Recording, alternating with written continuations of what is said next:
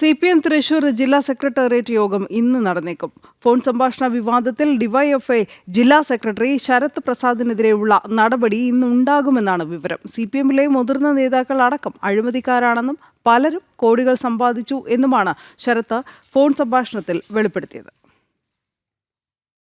DYFI ജില്ലാ secretary Sarath പ്രസാദും മുൻ DYFI ജില്ലാ കമ്മിറ്റി അംഗമായിരുന്ന നിബിൻ ശ്രീനിവാസനും തമ്മിലുള്ള ഫോൺ സംഭാഷണം പുറത്തു വന്നതോടെ തൃശൂർ ജില്ലയിലെ CPM നേതൃത്വം പൂർണ്ണമായും പ്രതിരോധത്തിലാവുകയായിരുന്നു.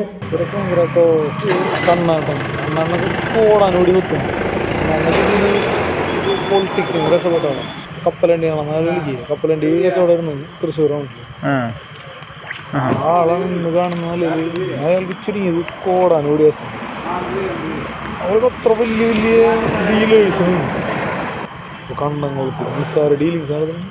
കണ്ണംകുളത്തി അനൂപ് AC നിസ്സാര ആൾക്കാരാണ് എന്നൊക്കെ പറഞ്ഞാൽ ജില്ലയിലത്തെ വലിയ വലിയ എന്താണ് അത്ര അപ്പർ ക്ലാസ് ആളുകളുടെ ഇടയിൽ ഇൻട്രാക്ട് ചെയ്യുന്ന ആൾക്കാരവരൊക്കെ AC മൊയ്തീൻ കണ്ണംകുളത്തി.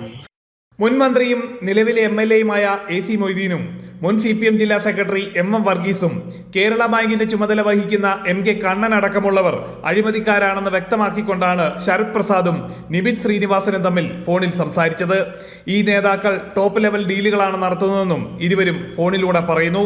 കരുവന്നൂർ സഹകരണ ബാങ്കിൽ കൊള്ള നടന്നിട്ടില്ലെന്നും തങ്ങളെയും പാർട്ടിയെയും ED വേട്ടയാടുകയാണെന്നും CPM ആവർത്തിച്ച് അവകാശപ്പെടുന്നതിനിടയിലാണ് പാളയത്തിൽ നിന്ന് തന്നെ ഇങ്ങനെയല്ല കാര്യങ്ങളെന്ന് വ്യക്തമാക്കുന്ന നേതാക്കളുടെ ഫോൺ സംഭാഷണം പുറത്തായത്. ഫോൺ സംഭാഷണം പുറത്തു വരുന്നതിന് മുൻപ് തന്നെ നിബിൻ ശ്രീനിവാസൻ നടത്തറ പഞ്ചായത്തിലെ സഹകരണ ബാങ്കുമായി ബന്ധപ്പെട്ടുള്ള അഴിമതി കഥകൾ മാധ്യമങ്ങൾക്ക് മുന്നിൽ വിളിച്ചു പറഞ്ഞിരുന്നു. കരുവന്നൂർ സഹകരണ ബാങ്കിലെ കൊള്ളയുമായി ബന്ധപ്പെട്ട വെളപ്പായി സതീശന്റെ കോടികൾ വെളുപ്പിച്ചു നൽകിയത് നടത്തറയിലെ സഹകരണ ബാങ്കുകൾ വഴിയാണെന്നും നിബിൻ തുറന്നടിച്ചിരുന്നു. നിബിന്റെ വെളിപ്പെടുത്തലിന് തൊട്ടു പിന്നാലെ CPMൽ നിന്നും DYFIയിൽ നിന്നും ഇയാളെ പുറത്താക്കുകയും ചെയ്തിരുന്നു. ഇതിനുശേഷമാണ് ശരത് പ്രസാദിന്റെ ഫോൺ സംഭാഷണം പുറത്തു വന്നിട്ടുള്ളത്. ആദ്യഘട്ടത്തിൽ സംഭാഷണത്തെ നിഷേധിക്കാൻ ശരത്ത് തയ്യാറായിരുന്നില്ല.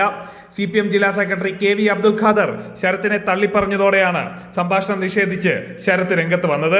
സംഭവത്തിൽ CPM ശരത്തിൽ നിന്നും വിശദീകരണം തേടിയിരുന്നു. എന്നാൽ ശരത്തിനെതിരെ കർശന നടപടി വേണമെന്നാണ് പാർട്ടിയുടെ പൊതുവികാരം.